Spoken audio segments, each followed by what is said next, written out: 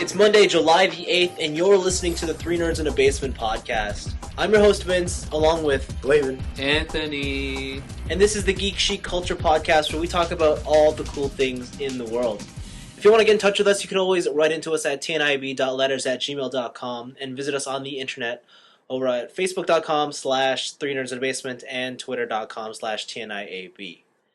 On this week's show, you can look forward to the third installment of the Evangelion movies, You Cannot Redo. In our picks of the week, we are talking about video games, toys, and movie news. Big surprise there. So different. And then looking at just the schedule for this week's show, seems like you guys have been doing a lot in the past 7 days.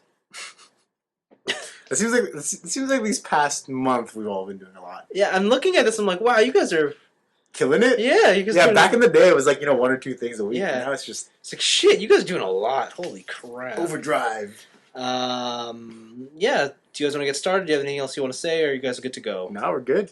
You good? Yep. Okay. So let's get started with the review. Oh, I have one thing to say. Zangoku Tenshi no Yoni. Yeah. Terrible. So yes. Can't recover from that one, can ya? Didn't think so. Evangelion 3.33, You Cannot Redo is the Q. third installment of And the... not is in brackets.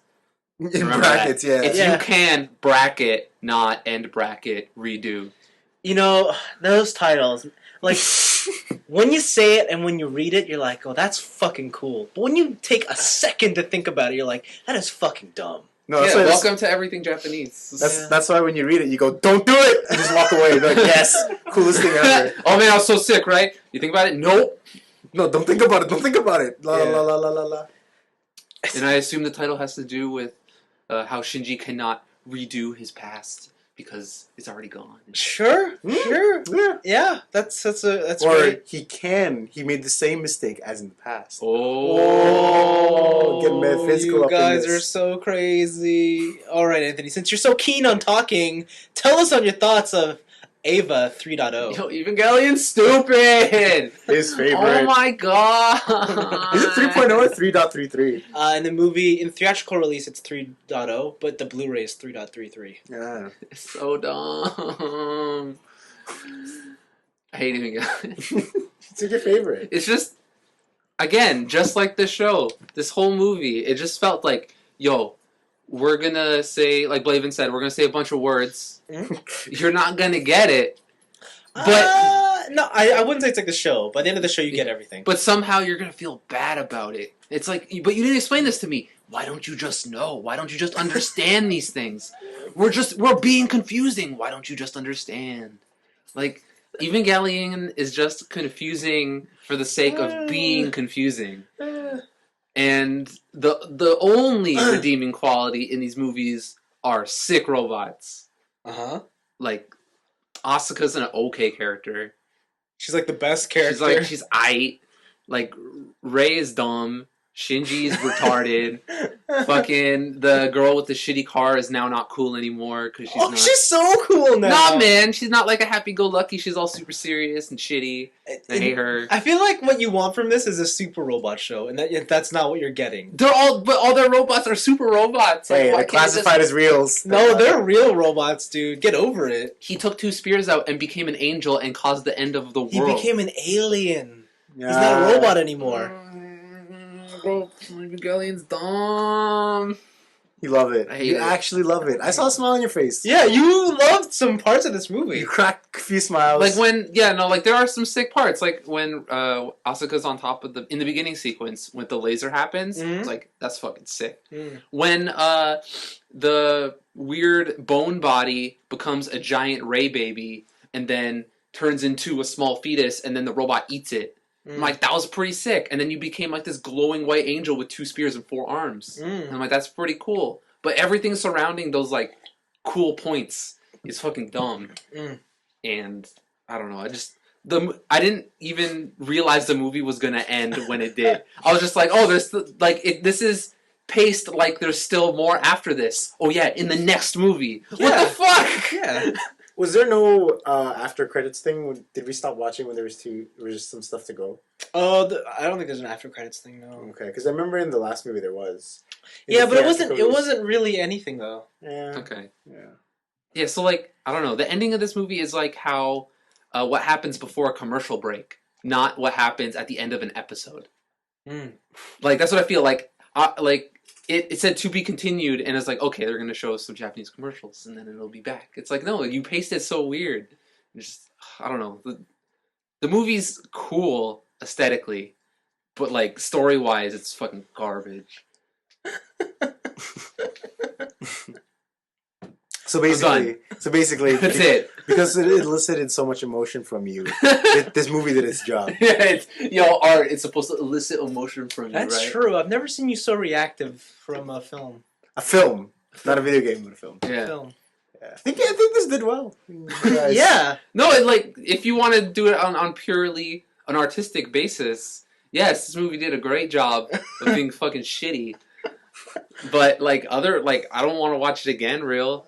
Like, Yeah? I'm probably gonna go on Wikipedia and figure out what the hell all this Lilith shit is, and like all the stuff I didn't remember from the last movies. Mm-hmm. But other than that, like, I basically want just take the clips of the fights, Okay. and put them in. Okay. I thought the one thing I did think was cool that I don't know if you really complained about it, Yeah. but you said how like in Gundam you want to pilot a robot, yeah, go. Yeah. And then shoot things. Yeah. I really enjoyed all of the preparation Uh-huh. portions at the beginning, like when they were first getting the ship to fly. Like I liked the whole point, going through the processes of like having each part spin up and like charge, and Yep. it goes through every single step and animates it like really detailed. Well, that's a trademark of Yeah. Eva, right? And I really enjoyed those parts. Yeah. And like those were really sick. I for the record, I didn't say I didn't enjoy them. I'm just saying that coming from coming from Gundam and G Gundam, he just snaps his fingers and there it goes. Yeah. Gal Gadot's just put a train in me, it'll go. No, I like that stuff too. I love that Yeah. stuff. Yeah. I just don't like it in. I hate seeing it in anime, like serialized anime, when it becomes stock footage. So that happens. Oh, all the yeah, time yeah, that's- in the anime. Not in Eva. Oh, okay. But like in Gal Gadot when she hits the button, right? Yeah. And then it goes into the tornado. It's like that's just I've seen this portion of animation so many times because I've watched over how many episodes. Yeah, like over 50 episodes of Gal Gadot. It's like I've seen this stock footage, this 5-minute stock footage. Yeah, it's just filler. So many times now. Yeah, because basically what they could do with that is just basically make a whole other episode. Exactly. Or like in Power Rangers when they go through the whole transformation thing. It's like Yeah. all these transformations are the same. Yeah. I hear you. But yeah, Mhm.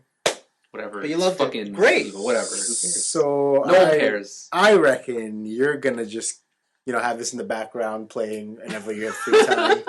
Just It's my new Tokyo Drift. Yeah, maybe it'll just sink in or something. Like one day it'll just click for you and you'll call us and be like, "Listen, guys, I figured it all out. Come over. I'll sit you down." I'll foresee the future here, and I'll say what's gonna happen is that the fourth movie's gonna happen, Yeah. and it's gonna explain all the things in the previous movies, Yeah. and I'm gonna lose my shit. And And I'm you're gonna gonna love it. Yeah, I'm gonna yeah. retroactively love all the movies. Yeah. And that's what's gonna happen. Mm-hmm. You think it's gonna happen? I think that's what's gonna happen. Okay. Oh, baby. You reckon? I Vince? think so. Yeah, you think so? Hey, Yes, guys, I guess think what? Because then I can go back and be like, "Fuck, all this shit makes sense now." Oh my god. Blah, blah, blah. Or you're like, this still doesn't make sense, but in reality it does now. And then I go up to you and go, "Hey, man, all that stuff made sense, right?" Now, if you look back at the movies, but you're like, "But no, it didn't." Hey, how long ago since you watched the last 3 movies? You're gonna have to sit through them again if you really want to. No! Will you do it? Will you do it? We'll see. Maybe I'll watch them like all in a row. Yeah. I was like, fourth movie's coming out. Okay, time to watch 1 to 3. I can't wait to watch And all then- 4 in a row. Yeah. Yeah. Wow. Have a movie party? Yay! Wow, can you imagine that? How long would that be? Like 6 hours of Eva straight? 6 hours of yeah. like weird ray fetuses and like bones and blood. It would be like 6 hours. That's like an afternoon. An afternoon. After 1 to 7. Yeah. We got lives, Blaven, did you like Eva 3? I did actually. Did you really? I actually like this one a lot. Yeah. To be honest, I'd like the beginning more than the end. What do you mean? Like the beginning portion where it was, what I think like about Eva is that when they have mecha fights, Yeah. and whenever they prepare for a battle, it's always it's a very long process. You see that they have to do a lot of preparation, so it's always a triumph of the humans versus the angels or whatever they're fighting currently. Which I don't know what they're fighting in this one. It doesn't seem like they're angels anymore. They are angels. Yeah, but the thing about the angels is that you don't really know what each one is capable of, and so it comes up, and you don't know how it's going to react to whatever you're fighting, which is always cool when they fight them because you don't know what's coming up next. And I mean, they have all this preparation, and it's literally undone in a blink of an eye with just one shot from an angel, right? Yeah. So it's always cool to see them prevail after all that kind of jazz. Yeah. And I mean, the opening scene where they, spoilers, launched the ship, like that part was pretty cool because they did all that prep work, and then they had a payoff. And then when it got to the middle and the end of the series is when it started going all metaphysical, and I'm gonna be honest, I don't really know much about the Eva lore. It's fine. I don't think people who watch Eva know much about Eva. Yeah. Is that true? Is this Probably. true? I wouldn't doubt it. And I found it really, really I think there's a lot of people who claim to know, but really don't. but really they couldn't tell you. Yeah. Because it's like, if you try to explain whatever's going on, they just say a lot of names and a lot of words. Mm-hmm. And as Anthony said, you're just expected kind of to know what the significance is. I mean, I even had to ask you, what is a Lilin? Yeah. And then you explained to me what it was. Still couldn't. And you still couldn't phrase it in a way that made sense. You still weren't sure of yourself when you were phrasing I think, and Anthony said, what's an impact? And I'm like, well, it's an impact. Things happen. It's like a board wipe, I guess. Like, I don't know. Apocalypse. But yes, the animation was really cool. The animation in this movie is sublime. It's amazing. It's just combined with CG. Sublime.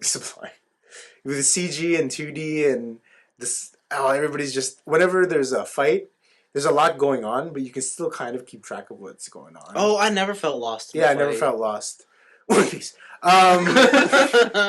another thing too is that the redesigns of the Evas are really cool. Yeah. I like the new Eva, the girls in the pink girl. Omari? Yeah, and I like the new Eva O2 Dash.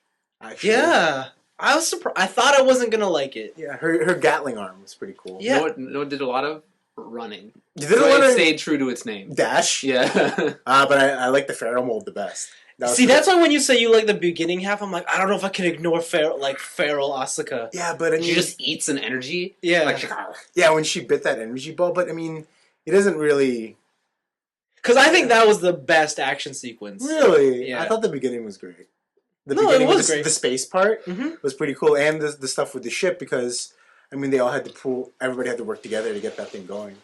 But, yeah, overall, I think the movie's fun to watch. Yeah. And if you watched it and really didn't know what's going on, don't worry, because I think a majority of the people are with you on this one. Mm-hmm. Without a bunch of research beforehand, I think it's very difficult to understand it. Yes. And without much of the lore to go on, I think there's a lot there's a lot for you to take in at once. I agree, yeah. So just take it for what it is, just enjoy it, and just revel in the animation and the fights and whatnot. Yeah. And it's not really for the squeamish, this movie, because a lot of blood, but I guess the blood becomes comedic, kind of, because it's just... there's literally oceans of blood. It's torrents.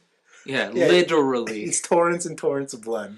Yeah. Which is kind of like, those comedic horror flicks where they slash off an arm and then it just fills up the room with blood. And they all have that thing where, like, you get a little cut and the blood splits out. Yeah. Overall, I really enjoyed watching the movie, if not because I couldn't understand it, and my ignorance made it even more of an experience on its own.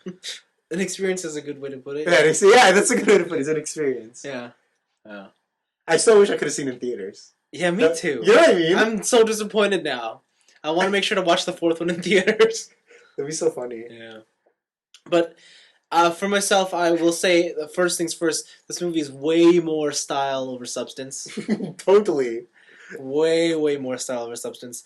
But there are parts to it that I really like. Like, I like the time skip.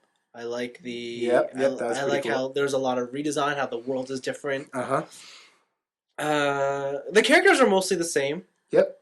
I like how they kind of copped out why they don't age.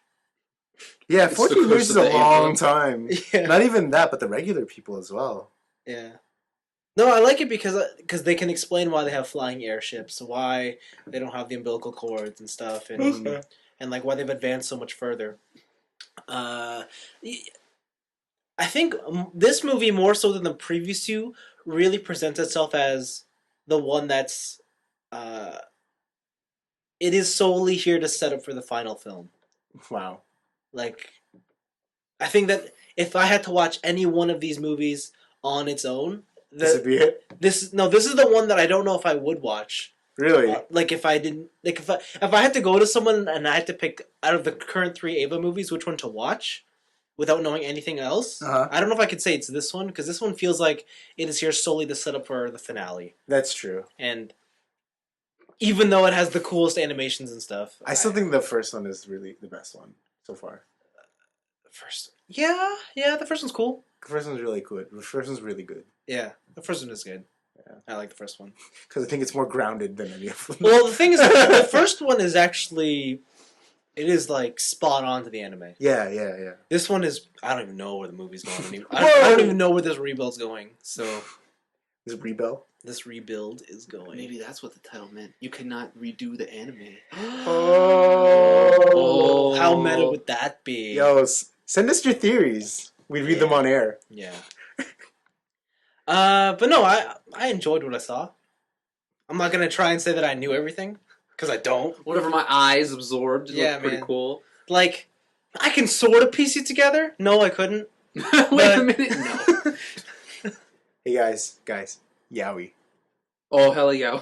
Yeah. Hella Yowie. You know what? To tell you the truth, I was kind of waiting for it because I knew it was coming. Yeah. Because the final scene in the second movie is they reveal his character. I'm like, oh shit, I know who this is. Yeah, boy love time. Yeah, I'm like, when's it gonna happen? And it totally happens. Yeah, man. But yeah, no, it's hard to really judge this movie because you don't know what's going on. But I don't know if that's really a fault of the film or if it's because it will all make sense when the final film comes out. I'm going to be one of the people in the camp to say it won't. I hope it does make sense. I hope it just turns into a giant mindfuck, but hey. It's all a dream. Congratulations. That's me. Yeah, I hope that's what it does.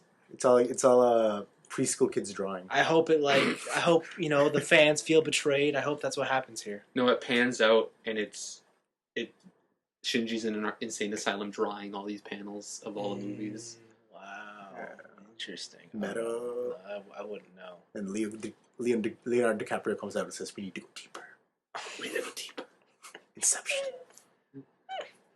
Movie's crazy. That'd be fucked up. And Joseph Gordon-Levitt's like, I don't want it. That shit's fucked up. This kid's weird. I hope that they it'd be pretty crazy if they somehow linked it with all the other Gainax properties. What, Gunbuster? Gunbuster's gonna show up?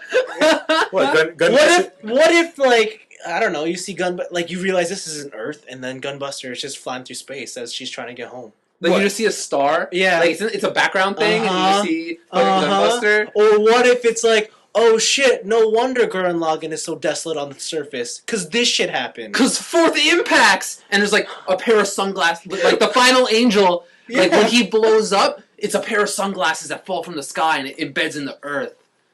Or, the end of this one is they rebuild the world and they put a welcome home set of lights. Or, Gunbuster, you just come and just wipe them all out. Yeah, true. Just end it. He is technically the most powerful. Yeah. Hilarious. Hilarious, guys. Okay, let's try and rate this. Let's try. Let's try and rate this. Yeah. Go ahead, Anthony. 2. Ooh, that's higher than I expected. Yeah, that's actually really higher than I expected. Yeah. 2. Okay. I'm going to give it a 3. Ooh, Yeah. I'll give it a 4. Yeah. The reason I'm not giving it a 1 is because Fight the you too cool? the non-existent fourth movie Oh. is like Yeah. kind of like I'll just keep this at a 2 just in case Mhm. it actually does. The fourth movie does make everything make sense. Okay, and your 3 stems from... My 3 stems from the fact that it just...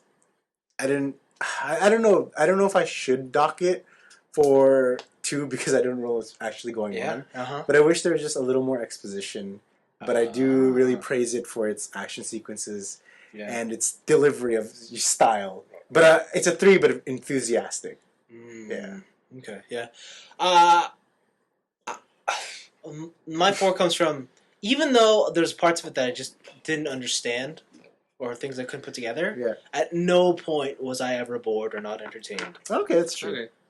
It did move at a pace. Like, yeah, like, even during the yaoi sections, I was like, whatever, this is making me squeamish, but it's exciting. Were you not comfortable with your sexuality, Vince? Yeah! I don't know, man. Yeah, we should do some piano duets Oh. together. Sure. You have a piano. I know. We can make this happen. Okay. Let's move into our picks of the week. Alright, so I will start this one off. BOTCON, the biggest official Transformers convention, happened in San Diego this past week. You weren't there. Couldn't afford a plane ticket. Story of my life. Anyways, a couple interesting things came out of the event. First of which were the announcements of the next, what do you call it? Transformers Masterpiece figures. I don't know if you've ever seen my... Grimlock? No. Optimus? Sideswipe. He's a Lamborghini. He's red. No. Yes. Okay, so it's like, I don't know. It's like 6 inches tall, and it's like $80, and it's like a little expensive for what you're getting. But the reason it's so expensive is because Lamborghini license. Because Lamborghini. Right? So, here's another thing. You guys know what Bumblebee is car's supposed to be originally? Beetle? Yes. Okay. But in the movies, he's a Camaro. I passed. And the reason he's not a Beetle is because Volkswagen, the Volkswagen Beetle, Says no. they said the Germans say no, we do not want our vehicles depicted in any sort of war scenario. Oh. And so for years and years and years, they've been trying to get Volkswagen to give up the rights to their vehicle to make it, and so they have, finally. And so now we're getting a Volkswagen Beetle Bumblebee. Is it a big deal? It's a big deal because because Volkswagen also owns Porsche.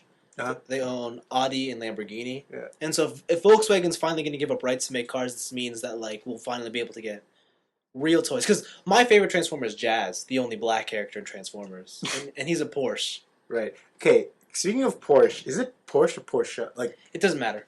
so there is a Porsche. You can say Porsche. You can say Porsche, you can say Porsche. Yeah, it doesn't matter. Oh, okay. I say Porsche.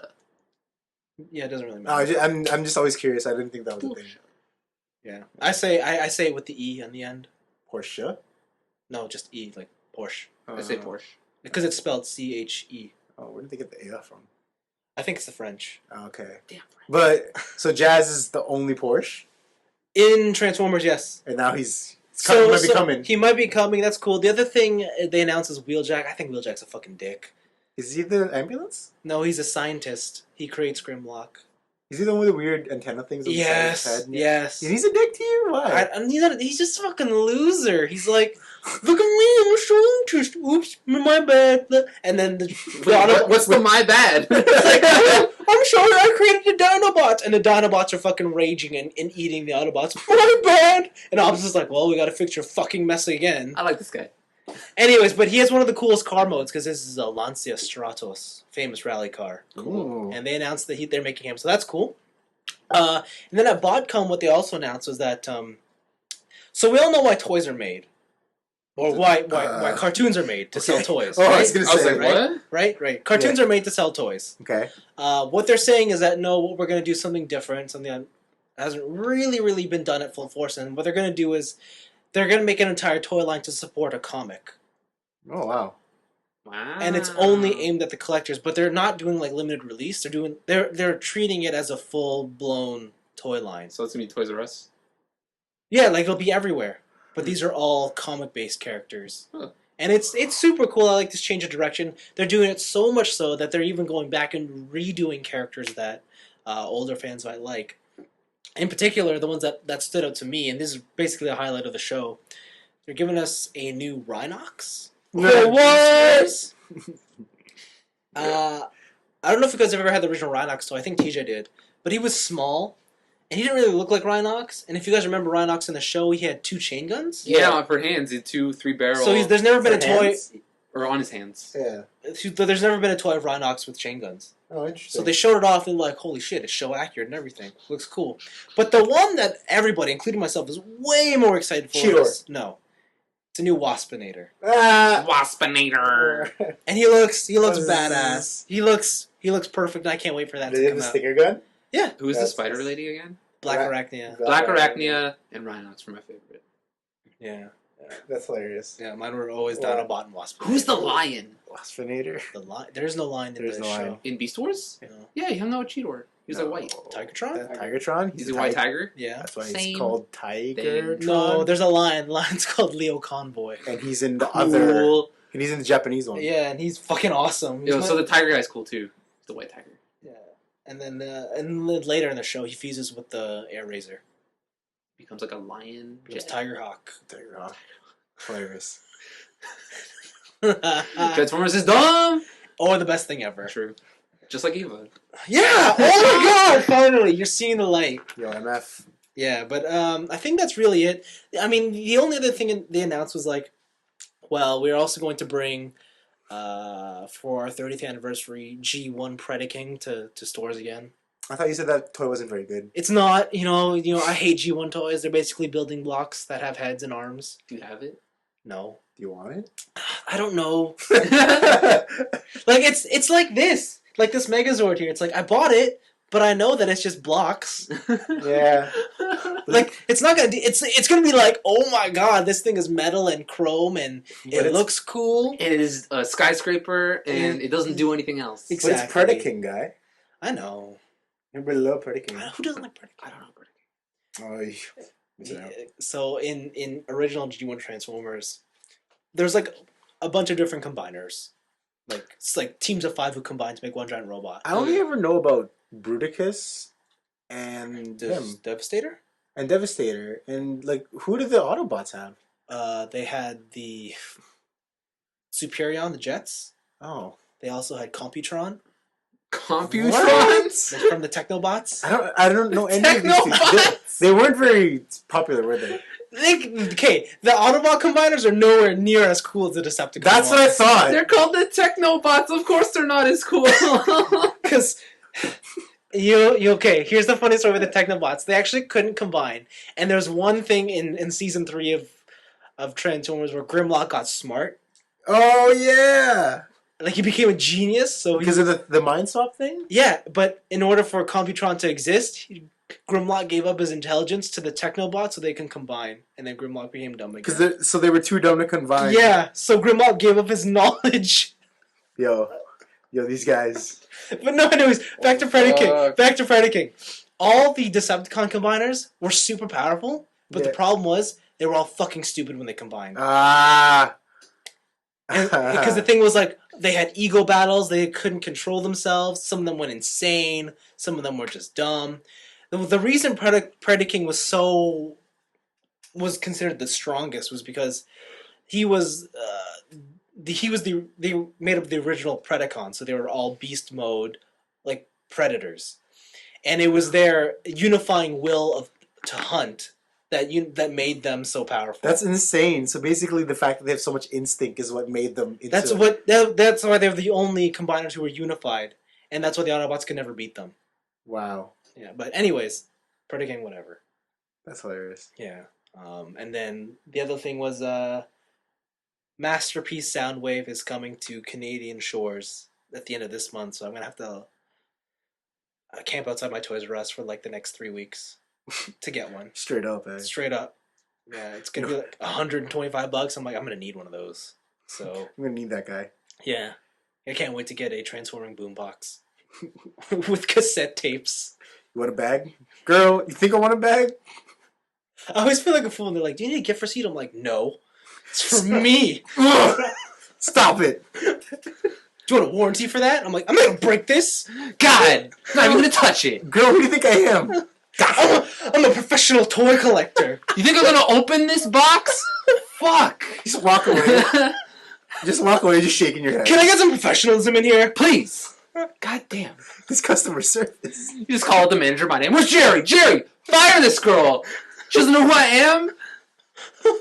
Yo, truth. My life every day. Every day. I'm sorry, Vince. Sorry. Yo, he's our biggest customer. Shut up. Yo, truth. Okay, that's it. That's all my news. That's hilarious, guy. Anthony, follow that up. How can you? Oh my god, guys. So what happened is Oh my god. Atlas has been announced bankrupt. on the verge of death. Boo. Hopefully someone will save them. Boo. I hope Square buys them. Square's buying everybody. But what happened is some news came out after the whole Atlas thing is that Index Corporation, who is the parent company of Atlas, registered the web domain persona5.jp. So a while ago, it was the series producer Katsura Hashino said that the Persona team was working on the next numbered Persona game. Yeah, they said that right after Golden shipped. Yeah. They said, yeah, all hands on deck. Yeah, so hopefully this is actually Persona 5. So hopefully it's not just like, it's going to come soon and it's not just like, they're just going to lock down this thing. Because they don't own Persona 3 or Persona 4.jp. Yeah. But they just registered this one. And I'm excited. I really hope it's actually Persona 5. No, me too. I love Persona. Preferably for next-gen consoles. No, that's not happening. No. Yeah, it's probably not. Preferably because for that means next-gen they just skip consoles. the generation, right? Yeah. Dude, no, because they want something with an established install base. Yeah, true. The Wii U. But the scary thing is... he just ignored that, right? Joystick points this out. Is that...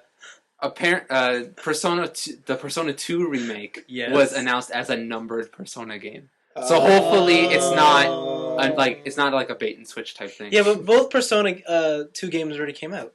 Yeah. But I'm saying those remakes when they said we're working on the next numbered Persona games, and they were the remakes of 2. Yeah, well, I don't think there's any more Personas they can remake. Remake 3. They did twice. Yeah, do it again. And they did 4 once. One? Oh, see, they're missing one. They need another one. No, they actually remember they announced. They said there isn't going to be. Yeah, there's no FES equivalent of 4. And then they released Golden. Hey guys. Yeah, true. Yeah. Okay, well, Blaven, are you a fan of the Persona series now? Yeah, no, I am, but like I never actually got around because it's just such a time commitment. But I'm a fan of the aesthetic. I'm a fan of the whole menus. The menus. I'm actually a big fan of the Sound menus. No, I agree. The menus are awesome. Yeah, the soundtrack. I have a lot of the soundtracks, but I just never get around to actually playing them. That's fine. Yeah, they're quite large time sinks. So, what would you guys like to see in a Persona 5? Like, what setting? Like, I heard Persona 3 was like the big city, like Tokyo, small town. Yeah, I'd like to see a big city again. Okay. I'm not actually excited for where they're going to be. I'm excited for what color palette they're going to pick this time around. Oh, I heard one rumor. What? Red. That would make sense. They would complete the primary colors. I just think red would be too aggressive. It's so aggressive. Maybe it'll be super dark. Like a maroon type? No, maybe it'll be a super dark game, and then the color scheme will fit with the story. Like, the only things I'm leaning towards are green. Okay. Because green would kind of... Or purple. But it would have to be a light purple. Ooh. No, I want it to be in the suburbs. For context, for suburbs listeners Persona who don't know out there, Persona 3 and 4, they each had a distinct color that really... the menus, everything, the whole game. It was like a unifying theme. It was weird, yeah. 3 was blue. Okay, and 4 yellow. was yellow, hence the golden equivalent. And out of those two colors, which were you guys more fan of? I was more fan of the blue. Yeah, I like the blue. Yellow. Yeah, yellow. Yeah, I like all the contrasting colors they can put with yellow. Right. Like they just put like big ass strips of green and like all these really nice bright, vibrant colors along. That's the true. yellow. That's true. But the color has to fit the story. Blue is objectively the darker tone. Yeah, and it fit with kids shooting themselves in the head. Yeah, I'm surprised they didn't go straight to purple, but with 3. But 3? Yeah. We'll see how it's gonna turn out. I'm really excited to see what new color they're gonna pick. Yeah. I hope it's in a big city as well. Yeah. I don't really need kids shooting themselves in the face anymore, but I'm gonna go ahead and say a foreign city. We'll be exchange students. No, I don't know if I'd like that. Yeah. Persona 5 because Persona's my closest link to being Japanese. Yo, okay, easy there. So Persona 5. All the main characters from the previous 4 meet up. No. I would love it if they made cameos, but I'd want a new cast. Well, what is this, an all-star battle? No, but then they're all silent protagonists, right? No, but then I'd also need some sort of female robot. And Aegis. Aegis Mark II? Just saying. Bigus? Just saying. Fine, all the main characters in Aegis. Hooray! You know what? No, I actually hope they're all really rich. Oh, they're like... Yeah. You all want like the Ojo-sama, like princess. I want really rich people. But why? Like stubborn, like totally. But then demons take what they love most away from them: money. Sure, something like that. Yeah. But that means that the characters won't be very, very nice. Yeah, and that's all about taking things for granted and all those Life childhood lessons. Life lessons. Wow. And lastly, I hope it's an Xbox One exclusive. You just said it wasn't going to be on next gen consoles. I'm just wishing. I wish it's a Wii U exclusive. Why? Just cause it'll make a lot of people angry. I think it'll be a lot worse if it was an Yo, Xbox One whatever. exclusive. It's a fucking Game Boy Color exclusive. Oh, shut up! Got You're it. not even in the game anymore. Got it. Imagine. Know how many people own Game Boy Colors? Everybody. You know what has the biggest install base? I didn't think about PlayStation this. 2? No. It was iPhone? an iOS exclusive. Oh, shit. That'd actually be a bigger kick in the balls. Could you imagine? I could imagine. I'd have to. If it was iOS and I couldn't buy it on Android, I'd buy an iPhone for Persona. You'd buy an iPad. You wouldn't want to stay at this little screen. Oh yeah, true. I'd buy an iPad for Persona. It'd be my Persona box. That would be You a would pay gigantic. $500 for Persona 5. I would pay $500. That is unrealistic. And if that actually happened, I don't think you'd go through with it. I'd do it. I'd buy an iPad for Persona 5. I actually don't think you'd I'd buy do the it. Retina display, like real high quality ass. I think that the minute you're about to purchase it, you'll snap back to reality. No, and be doing like, it. You're like, Why are you buying this? For all the cool apps? Persona 5. yeah. I think it's going to So be I'm like, doing- wow, I don't think that this is the smartest thing to do That's right what I'm now. gonna do. Well, I'm glad we're all satisfied that it has a... or... It doesn't have a release date, but it's been. No, I'm glad that we're all excited for Persona 5 is what I meant to say. Okay. Oh, also female protagonist. Only? Tags. Only. I wish they had the choice again. I hate how they took it out of 4. Well, they gave you it. No, did they give you it in golden? No, you're always you, Narukami. Ugh. Lightning. That's it. That's all I got. And Blaven, what is your pick of the week? So my pick of the week is one I stole from Vince because he tried to shock us and awe us on our podcast show notes. He posted a picture of Nova from the Marvel universe, which is basically a human rocket, and or the Green Lantern equivalent, Yeah. and John C. Reilly, the guy who's in Chicago, who's in Talladega Nights, Step Brothers, opposite Will Ferrell, and I said to myself, hold up. No. I know what he's trying to get at here. He's trying to get a reaction out of me. I'm not going to give him the satisfaction and slam my computer. And then I came back an hour later. They gave me the reaction. And then I researched it. The joke was I did have a reaction. But I thought that he was going to be playing Richard Rider, which is a young dude, kind of like the Ryan Reynolds in the Marvel Universe. And I told myself, are they going to put makeup? Like, whoa, Blaven, your train of thought is just out of this world. You're so silly. And then I actually looked it up, and he's going to be the forerunner to Nova Prime, Yes. and he's going to be the one who dies and gives his powers to Richard Rider. Yes. And that's what he's been confirmed is Yes. doing. And this is going to be for the Guardians of the Galaxy movie. Yeah. And I guess, I don't know if he's going to be part of the Guardians of the Galaxy, because he really isn't. But he does work with them on occasion, so I don't know if this is going to be part of the super team. But Yeah. it makes me excited to see that they've already started casting. And you've told me the other people, too. Yeah. Sorry, let's go through them. So Star-Lord is Chris Pratt Okay. from his most recent film that he was in was Zero Dark 30. Yeah, I didn't see that film. Yeah, neither did I. Okay. I feel like I should, but whatever. Yeah, I've heard a lot about He got it. really jacked for that film. Did he? Yeah, and then for his next role, he had to put on 40 pounds of fat. Ooh. Damn, easy there. Yeah. Christian Bale. Who else is there? Drax the Destroyer is Batista. What? Yep, Yeah, He's gonna Batista bomb someone? pretty much. Yep. Yes. So he's gonna be painted all green. Uh-huh.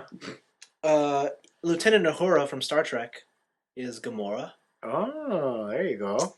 She's a cutie. so she'll be painted green. You know she's Uhura, right? The African-American Yeah, communications. She's a cutie. Okay. Zoe Saldana, yeah. I thought you were thinking maybe of the blonde one. No. Same guy. The one I don't know of is Yondu. Yondu? Yeah. I'm not quite sure who that is. It says he's being played by Michael Rooker. Michael Rucker, who's that? I have no idea. Maybe I'll look him up. Do you know who Nebula is? No. Yeah, wow. neither do I. Look at me. I have no idea who these people are. Because I just know These are all cosmic heroes, right? yeah. They haven't really said who the villain is or who they will be played by. Yeah. So, I mean, all we have is the team. We don't even know if Rocket Raccoon's confirmed. And he's like the face. Who's gonna play Rocket Raccoon? No one. knows. And if it, yeah, and it would have to be just a voice, and there's no one has been confirmed. It's gonna be Rocky from It's Rocky and Bullwinkle. It's gonna be Nathan Fillion. No, nice. That's the only way they can get him in the Marvel universe at this point because he's too old, right? That's hilarious. Like I want him to be Ant-Man, but I think he's gonna be too old for that role. Oh man, you guys are hilarious. But yeah, no, I'm excited for this movie. Is there some sort of tentative release date? August 1st, 2014. Oh, that's gonna be so good. It's about just over a year away. Who would you want to play Nova though? Me? Yeah. Oh boy, you know my answer to that already. No. Johnny Storm, Captain America. Again? He's in everything. No, who would I want to be? You know what?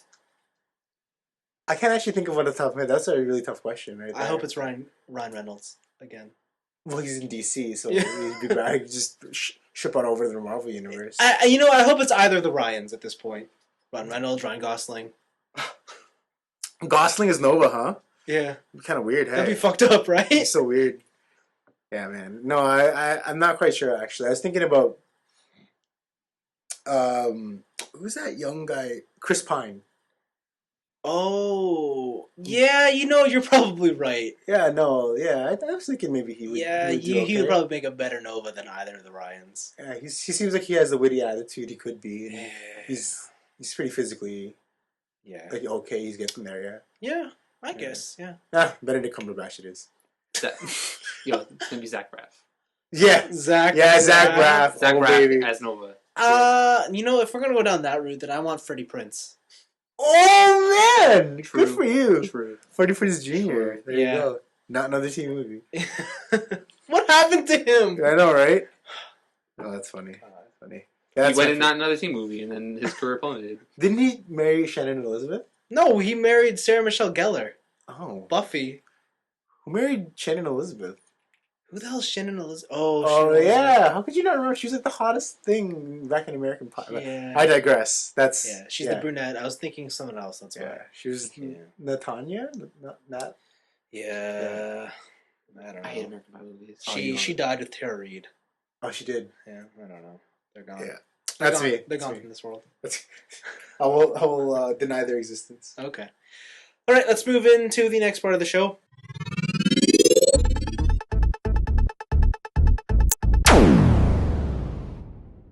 It's time for what we've been up to in the past 7 days. So, who wants to go first? Anthony wants to go first. Do you, Anthony? Thanks for volunteering. He's raising his hand. Thank you for volunteering. So I watched a movie No, you didn't. that Yeah. wasn't Eva, and Thanks, called buddy. End of Watch I feel like I've watched this. with Jake Gyllenhaal. Yeah, Gyllenhaal. Gyllenhaal. It's actually like Gyllenhaal. Gyllenhaal. Whatever, and it's and this Mexican guy, or the Spanish dude. Thanks. I forget his name though. I'll get it for you. But what it is, it's a buddy cop movie. It's a buddy cop movie. Another buddy But it's cop not. movie. But it's not a comedy. It's a actual serious. It's Then how's like, it a buddy cop movie? they're two cops that are buddies, and it's a movie about them. Oh. Buddy cop movies are reserved for comedy. Yeah, it can't be a buddy cop movie unless it's... Okay, it's a gritty crime drama that follows. Then I can call Training Day out of the buddy cop movie. Yo, Training Day is a buddy cop movie. Dude, this is described as an American thriller. Is it? Yeah. Thriller drama. It wasn't too thrilling. Okay, go on. It had a budget of $7 million. Wow. Considering all the shots look like handycam shots, that's impressive.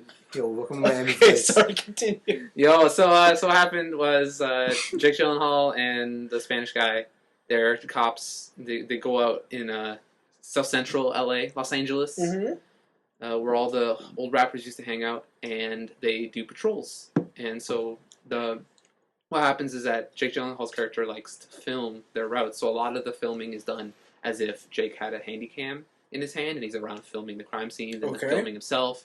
Or like when they're in the cop car, it's just placed on the dash and stuff like that. And throughout the movie, the first half is just like them going on daily routes and you getting to know the characters and like just the kind of shit that they have to deal with.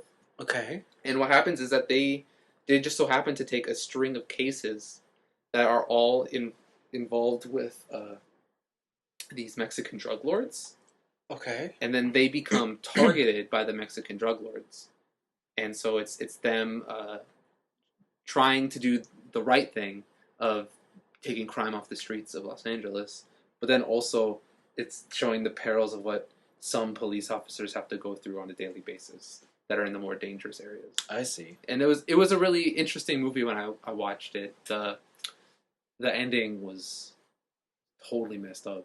Like good Like- or bad? Like I didn't really know what I don't know. Like it was a cool ending, but it didn't leave me with any sense of like. It left me depressed. Is that a good thing?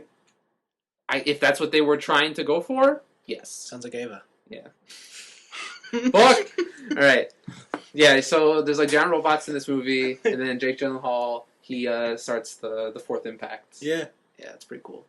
But yeah, no, I thought it was cool. It's on American Netflix. So that's how I watched it, and it was okay. It was alright. You should watch We Own the Night. We own the night. Oh, I heard about that movie. With Mark Wahlberg and Joaquin Phoenix. Joaquin. Phoenix. Yeah. The other thing I did was I started reading a comic, American comic. American. It's called Punisher Max. Well, that's not manga. No, it's not. It's not mangaka. It's Western. Oh no. So, Blaven showed me this video a while ago. It's called Dirty Laundry. And it's a good video. It's a good video. Full I won't stop. say. But what happened is like I watched this. I was like, you know what I want? I want to get way in to the Punisher because the Punisher's cool. To David. Is that his name? Frank Castle? Frank Castle. Sorry. Frank David. Castle. Yeah. But yeah, so I really want to get into Punisher because Punisher is so cool in my eyes. Sure. He's badass motherfucker. Like in Civil War, he was cool. In that Punisher game for the PS2 was good. Okay. Sure. Whoa. Blaven's taking apart Megazord. So that Punisher, you played it? It's not as good as Anthony makes it out I to be. really enjoy that game. We can tell who had a good childhood. And so I was like, I just really want to get into the Punisher. And Blaven told me that one of like usually people people talk about the Punisher, the one and they say probably only comic you need to read or comic series you need to read is Punisher Max. Mm-hmm. And I've finished the first arc, which is called Hell's Kitchen. And Max is the label. It's Max not, is the label. It's not Okay. really. Like, it says on the card of the comic, the Max. Yeah, it has the Max logo. Okay, Yeah. so it's, yeah. Hell's Kitchen. Yeah, I finished. It's called Hell's Kitchen, and the Punisher takes on. They use the first part of it as an introduction to the Punisher. Mhm. Why he is the Punisher goes through his whole not his childhood, but His family. early fatherhood, Yeah. and like how his family got killed and stuff, Yep. and how he became the Punisher. And this storyline in particular takes place with the Irish mob, and there's like 3 subsects of the Irish mafia, and they're all trying to get at this one thing. So Mhm. the Punisher is using this thing that they're trying to get to basically kill them all and rid crime from the streets. Makes sense. Yeah, and the one thing that Blaven mentioned is that this series was gory, Mhm. and I was like, okay, whatever. Like, I've heard that before. I've heard that come out of people's mouths before. But holy shit! Like this is not for the the faint of heart. This But is you- not but for you the like squeamish. that. It's great. Yes. It's like Red Line. Red Line wasn't gross. I like the Arcella Red Line, but this one is just just one scene is this guy takes a shotgun to the face, Oh, and cute. they show the aftermath of said shotgun, and it is just a drawing and color of there's brain pieces and like muscle tissues and like some teeth there because he's got no jaw left and like all this stuff and like they get really graphic in the gore like that. Yeah. And, like just really really detailed and like Wow. it's super graphic. Sounds so like it. if you're gonna read this, just be warned, it is a hard mature rating in my books. Okay, but how's the actual? The actual story is really good. In this one, it was actually kind of following 4 stories Oh, that's because fun. it was the 3 different gangs. That's good. And then it was the Punisher and his whole thing. Okay. And then it all comes together at the end, obviously. But having all these different outlooks on the situation, and just really how dark the Punisher crime, or how the villains in the Punisher get is also messed up. Like, I don't know, example, they torture this guy to get information out of him. Yeah. They cut his balls off, put him in a cup, and then give him the cup. Ooh. Yeah. Oh. And it's just, it gets into like really, really, really dark stuff like that. What issue are you on? I think it's 13 right now. Cool. Why is that getting in? Right now, No. I'm the next arc right now is with the Russian mob. Oh. Yeah, and so it's going to start getting into the Russians, and they hinted at it in the first arc, and I'm really enjoying it so far. Jeez. Yeah, the big person that he fights that really made headlines was Barracuda, which is like this large African American dude, and they have this really long drawn out fight for like the last 6 issues where fingers are getting cut off, hands are getting cut off, faces are getting messed up. Oh. It's just like really gory. Yeah, And it's just who can stand up to it. Is it anything like Kraven the Hunter? No, Okay. no, not. Yeah, but it's weird. Yeah, so that's how I heard about it, because I used to visit a blog called The Weekly Crisis, and all the Punisher Max series just got, because his verdicts are like skip it, read it, must read. His all must reads, and I'm like, oh, the Punisher got must reads. So Wow. oh yeah. Yeah, I recommend it. But again, if you can't handle gore, But you have to be then- into that kind of hero first of all. Yeah, true. If you're into the Punisher, go nuts. Yeah. Well, if you're into any of the Marvel Knights, like the street level. Yeah, street level stuff. The Punisher isn't a superhero. No. He's just insanely trained and really good at what he does, and what he does is kill people. The second last thing I've been doing is I've been playing FTL. Faster Than Light. Yeah, I got this on a Steam sale a long time ago. I just haven't been playing it. Yeah, I think we bought this one together. Yeah. And then, aww, Romantic. fucking whatever. So I started playing it, and fucking this game is hard as. Oh my god. That's what I heard. Yeah, so this game is really hard, and so what the game is? It's a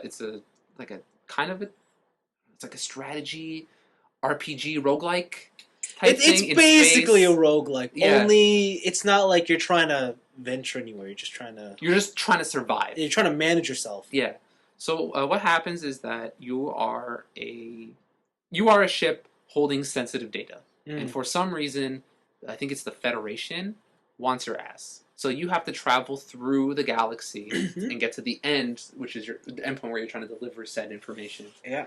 And while this is going on, you visit different galaxies.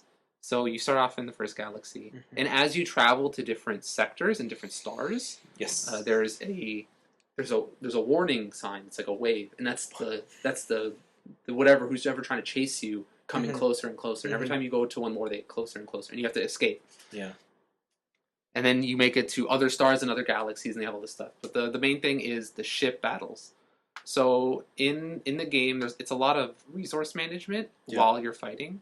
So you have different sectors, which are like, it's your med bay, your weapons facility, your engine facility, your oxygen area. Yeah. And also, as this is going on, all your enemies have that too. And you have little crewmates that you can micromanage in different sectors to do different things. And it's really fun once you get into it. It's kind of I don't know, I guess it's kind of a black hole. Like, you get over this event horizon of getting into the game, and then all of a sudden, like, 2 hours have passed. Yeah. Sounds like every sort of game like that I've played. Yeah. And the one thing, though, I recommend playing on easy. That's what everybody says. I highly recommend playing on easy.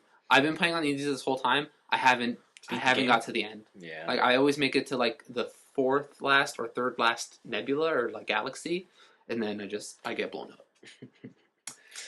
Yeah. And, like, lots of cool things can happen on the way. Like, you meet, like, other helpful engineering people, or you can go to shops and buy new weapons. And there's other things, like, you meet people of guys who are trying to capture you, but they set up traps for you ahead, and you got to fight them. Or you can meet slavers and, like, space slaver, and they, like, take different alien races hostage. And, like, you can get into fights with them. You can buy slaves with them or from them and stuff like that. And you can really play this, like, moral, like, good bad thing with your ship, even though, like, overall it doesn't have anything to do with. Yeah. It's just basically, how do you want to be a captain? Do you want to be this evil motherfucker, or do you want to It's really cool, and they have a lot of little interesting things like that. Sounds good. Yep. You can unlock different ships, I've learned. So you're not just stuck on the one ship. You can, I think it's up like 5 or 6. It's like you can unlock a lot of different ships, and each ship have 2 types. So once you unlock a ship, if you get 2 out of the 3 ship specific achievements, then you unlock the type B of that ship. And I haven't unlocked any of those. Is it just like different stats or something? They're different stats, different starting weapons, and sometimes they're different room alignments. And that can be important with certain things. Like the one I find the easiest to use is when you unlock. It's the engineering ship. Yeah. Where you have a special augment on your ship that allows your medbay to heal your crewmates wherever they are on the ship, but at a reduced rate. So if they're in the medbay, they get healed like super quick. But if they're outside, they still get healed. I see. And it's really useful. And also, it's a smaller ship. Yeah. So what can happen is that you can have fires break out on your ship. Yeah. And you can either send guys into the room, take damage, and put out the fires. Or, if you really want, you can just open the doors to space and just take out all the oxygen. And you can do that with people, too, which is really cool. So if they're really close to the doors, you can just vacuum them out into space, and then they're dead. So it's really awesome. There's a lot of really unique ways to pilot and fight people in the spaceship. And I'm having a lot of fun with that. Sounds like a great game. It is. It's fantastic. It's great. And the last thing I did was I borrowed Bioshock Infinite from you, Vince, pointing at you, and I beat it. Oh, good. Yeah. Good. And Blaven's been playing it too. Yeah, but I've been trying. Yeah, he has. I'll just get it up. I like this game better than The Last of Us. How much better? A lot better than The Last of Us. Wow. So I beat they're about, if we want to put this in how fast I beat each game, it took me about 2 days to beat The Last of Us, like 2 sleeps. I played it for 2 hours on the Friday or the Monday you gave it to me, and I spent all Tuesday playing it. I didn't get up. Yeah. Like I just trucked through that. Okay. And I did not feel bored. Like I was always engaged in the world. Just the story just kept me going throughout that whole game. And it didn't. There was never a point where I wanted to put the controller down. There's never a point where I was like, okay, I can take a break here. It's like there's no downtime. There was no downtime for me. I just wanted to keep going and keep. Yeah, I had that same world. feeling with that Bioshock. It was real. Like I'm not going to spoil anything because Blaven's also playing it. Yeah. But it's fantastic. And it's like you have no complaints. 1999 mode's dumb. Okay, because I was gonna say like every time I got into a combat scenario, I was like, I don't really want to do this. The combat scenario? Yeah. I started getting really. I made my own fun. I got really creative with the vigors and stuff. So like, you actively went and switched. I actively went and switched and like learned different combos and did different things. But you didn't feel like the shooting mechanics were like a little dull or just boring. Like they're not any more dull than any other shooters I've played. I don't know. I wouldn't say that. I still think that it probably has for a shooter. I think Bioshock is probably some of the weakest. I don't know. Maybe I don't play enough shooters for me to judge that kind of quality. But the weird thing I found is that you are much more accurate firing from the hip than you are firing down the sights. Yeah, and I never found myself. Yeah, which is the only reason I ever used down the sights is just to get a little more zoom to see a guy behind cover. Yeah. Which was weird because like I would be using the machine gun and I'll just go full tilt, unload a whole clip on a guy on the hip, and it's 100% accuracy. But if I go down the sights, you start lifting, dragging up. What do you call it? I never used any of the full auto weapons. I always used the heavy magnum or the shotgun through that entire game. Shotgun is the only weapon you need. Yeah. It is so powerful. It's kind of ridiculous. Yeah. It's pretty good. Yeah. Even me. Yeah, what happened eventually was I just would run up to people. I wouldn't care about getting hit. Boom. But I will say is I like how Elizabeth would throw you shit. Yeah, okay, that's the other thing I like. So Elizabeth in this game, I can kind of see why she was so strongly received as two females gamers and as a female character, is because she really is a strong female co-star. Mm-hmm. And it's interesting. It's interesting how they kind of made me feel about it that way, which is not just in the way where in a fight she can handle herself. Yeah. And in that they just make her untargetable by enemies. Like she's pretty much invisible. Yeah, that threw me off. Right. That's kind of weird. Yeah. And then also she's resourceful. She hands you items to take on these guys. But the one thing that really got me was whenever you're with her and you're going towards objectives, she's always in front of you. She's always taking the lead. I wouldn't say that. She is. Like I've never like there's only the only times where I can't see her is in fights or story points where she's scripted to go somewhere else. She's like usually in front of, like whenever I'm heading towards an objective, she's always running in front of me. Even when I try to sprint, she sprints. And it always makes her seem like she's a leader. I think that's where the AI programming just becomes randomized for everyone. Oh, okay. Because for me, what happens was she would get caught behind me, and she'd be she? talking, and she would fade out. And Oh, wow. I just have to read the subtitles and be like, oh shit, I have to find her now. Oh, Because okay. I want to know what she's talking about. Oh, okay. Yeah, no, I guess for me I got lucky, but yeah, no, it's a really good game. It's I can see I finally understand all the love. So this is the best gameplay this year? What else have I played this year? I don't know. Last of Us, You played a lot of shit. Ninja Gaiden. Yeah, man. You got Metal Gear? Which one? Rising? Oh, Rising. Remember, you love that? You love cutting shit? No, I told you that game's kind of it's okay, and I just played it over and over again for whatever reason. Monster Hunter? Monster Hunter, it's a whole different game. Now. That's a whole. So different... what? I think I'll. Because I'm on the fence that I like Bioshock and Last of Us evenly. Evenly? Yeah. Okay. I'm gonna say that I like Yeah. the Last of Us, or no, Bioshock more than the Last of Us. So I guess I'll put that it was one of my favorite games this year. Because like for me with Bioshock, like I like Bioshock's story, I like the world. The gameplay just really threw me off, and I liked Ellie and Joel's relationship better than Booker and Elizabeth. Okay. Even though I like Elizabeth better as a character, okay. her relationship with Booker just it wasn't really as it didn't feel as real. You know what I'm saying? Okay. I also find it crazy that Troy Barker is both Joel and Booker. Yo, Kanji Tatsumi, everywhere you want to go. Yeah, I'm like, fuck Kanji, you're everywhere. God damn. And Kanji's the guy from Persona 4. Yeah, Persona 4. Yeah, I was like, So the voice actor, apparently, these guys can tell. yeah. And I can't You because can't tell? because Oh. I- You I haven't don't- played? Or... I've heard his voice Okay. often, but I still can't Okay. hear it. There are points where you're like, where he kind of loses his Booker voice, and he becomes Kanji I think it comes instead. out a lot more in Infinite than Oh, it does yeah. in Last of Us. Yeah, because he always tries to keep this more like rough, gravelly voice with Joel. Yeah. But Booker is really Kanji as an adult. Yeah. And then Joel is Kanji if Kanji was an old man and decrepit. Yeah. But no, like just I don't know. Yeah, no. I really I can't really talk about more of why I like it because it's all spoilers. Yeah, the final like hour of that game goes Like it's not there's no like the final hour of that game is there's not a lot of fighting and it's all story exposition. Yeah. But all that story exposition That's is the best part of the game, crazy. Yeah. So yeah. Great, fantastic. Did you try the multiplayer? There's no multiplayer. There isn't? No. I could have swore there's multiplayer. No, they said they were gonna have it, but then they couldn't figure out a way to make skyhooks and stuff fun or balanced. Speaking of which, did you like Cut that? it. Skyhooks?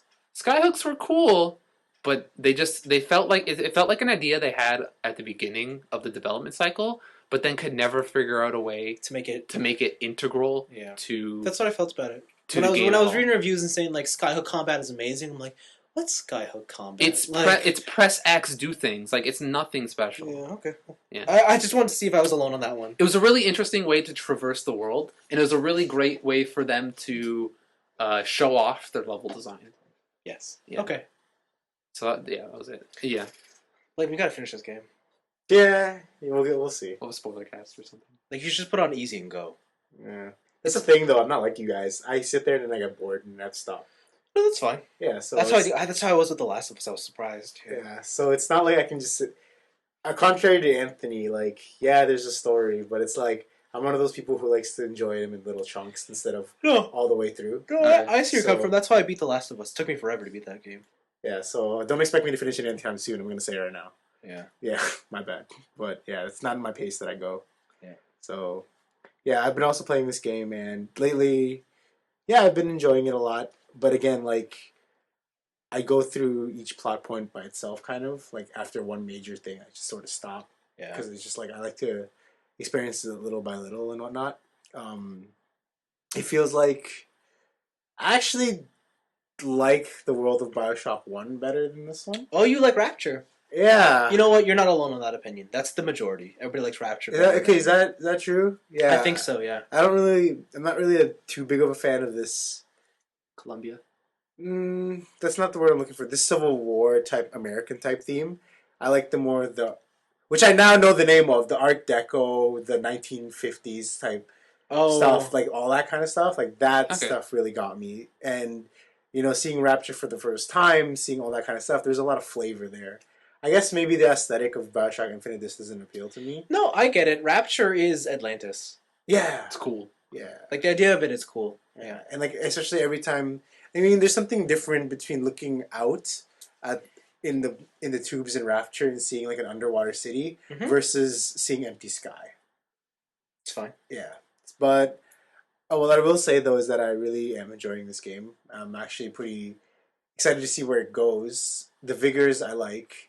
The shotgun, I'm glad I'm not the only one alone in this one because I thought that it was really strong. And my teacher was watching me play, and I aimed to the left, and a guy on the right died. It is dumb how strong that gun is. Yeah, it's so good. Yeah. And you know how much I love shotguns. Yeah. So here we go, right? This is a game made for me. The skyhook stuff, you're right. It's not really that cool. Not as cool as Sonic grinding. It's from Sonic Battle 2. Yeah. But I understand why they put it there. I mean, it's a gimmick. It's a gimmick. And it's insane that you can, when you reach a dead end, it just kind of stops. So it's like, oh.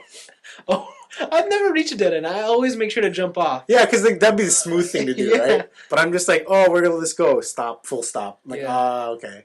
I have to turn around now. Mm-hmm. But, I like this game a lot. The whole story of a Messiah and whatnot is pretty cool. But I'm excited to see where it goes. Yeah. Yeah. I will say the beginning of Bioshock is a little... It's hard to get into at the very beginning, yeah. This one or just in general?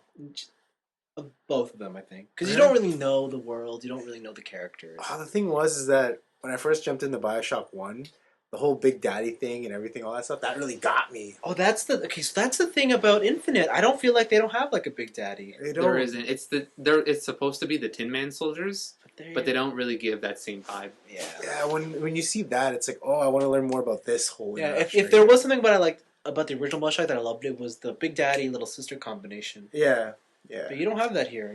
Then you must have loved 2, because you were the Big Daddy. No. It was your favorite, right? No, I didn't even play 2. Yeah. Because I was pretty disgusted at the end of Bioshock. Disgusted? I didn't like the ending of that game. Real? When you became whatever? Well, yeah, you were a dude. Yeah, and then there was that boss fight. The boss fight sucks. Yeah, I didn't like the way that game wrapped up. I was like, oh, this is boring.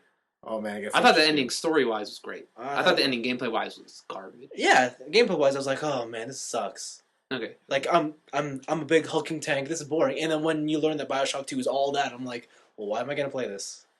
Because you are the Big Daddy. Yeah, and I didn't like that. Oh, I didn't know that. You guys. Oh yeah, I gotta finish some sort of Bioshock in my life. You do. Do Infinite. It has a better ending. Yeah. Yeah. Okay, I guess so. Well, that is my thoughts on Bioshock Infinite. It's really good, really enjoying it, but I think I'm going to take my time on this one. Oh man, my OCD though is just picking up everything. I bet you are. Yeah, man. I'm looking at this list here, wow. Oh, no, not that. I mean, like, I meant like in the Bioshock, game, it's like you can just keep searching shit. That's what you mean, yes. You can just keep searching shit that you don't need to. In 1999 mode, you have to do that. Oh man, I should just stop. Like, I really should just stop. But I'm afraid I'll miss something. Even though I know like the most important things are in plain sight, like the things that up your health and shields and stuff. Like you can see it physically. You don't actually find it inside a drawer. Yeah. But Well, you'll hate Last of Us then. Why? Because they give you reasons to explore, but you don't get rewarded at the end of it. Oh no. Oh, I got half a tissue paper. Yes. And I actually like that. Yeah. I like realizing, oh shit, I wasted my time. That's how it is in real life. Right? Yeah. Yeah. Go to this abandoned apartment building and there's nothing there. It's all looted. Of course not. Of course there's nothing there. Why did I think there'd be something there? It's all looted. Another thing I've been doing with my time is I watched, as you know, I really like Community Channel, which is, I think she's the third most subscribed person on YouTube. Is she? Or I think female. I don't know. I can't remember. But it's an Australian girl named Natalie Tran.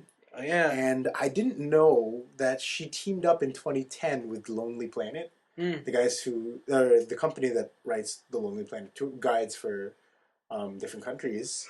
And they sent her on a trip around the world. So she went to like Paris, the Maldives, Jordan, was it Singapore, Dubai, LA, Miami, all over the place. And she shot little 3-minute videos about her time. Buenos Aires is one of them, which is TJ's favorite one because, like, apparently this place serves the most beef in the world, and they start eating at like 11 p.m. Wow. And so, yeah, it's insane. But yeah, so she went all over the world, and she shot, because she does comedy videos, she shot all these about her trip in her own comedic style. And I like her style, so this was pretty funny to me to watch.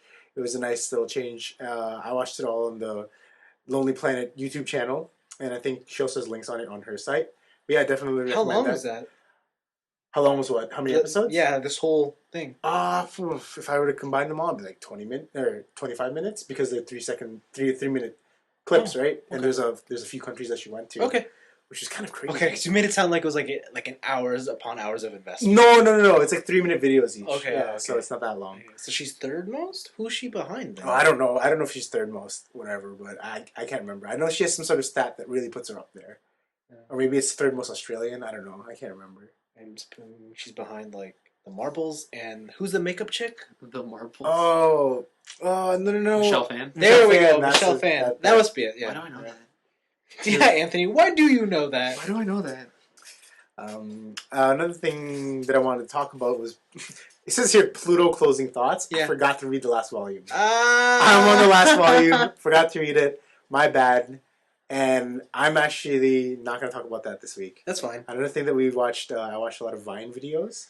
And Yeah, Vine, lately you guys have really been on this. yeah, Vine we've been kick. on this Vine kick. Yo, And, Vine's crazy cool. Vine is this new app, I guess, that came out. It's All the hip kids are doing it. Relatively, it's not actually new anymore. It's not? No, Oh, it came man. out like in December. Oh man, well I'm behind. Anyway, so this thing allows you to take video and then cut it up, and you have to make a 6-second clip, and that's the maximum. Yeah. And people are really, really creative with making these 6-second clips.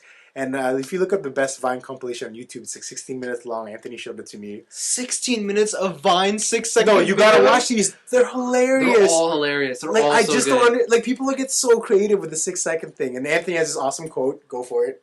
What? The limitations? yeah, go. Limitations helps with creativity. Oh yeah. Yeah, and it's amazing because like I really believe that that's what happened to these people because they have 6 seconds to do something, get to the point, and it's amazing. Yeah. And yeah, those 54 videos just go by in a flash. It's great.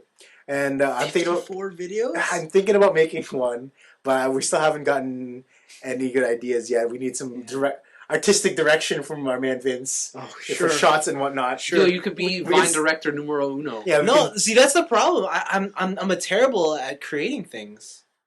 but you can help us flesh it out. No, I couldn't. We're all filming it, angles and shit. No, I couldn't even do that. But why? You can just help us storyboard. Just film it like a toy.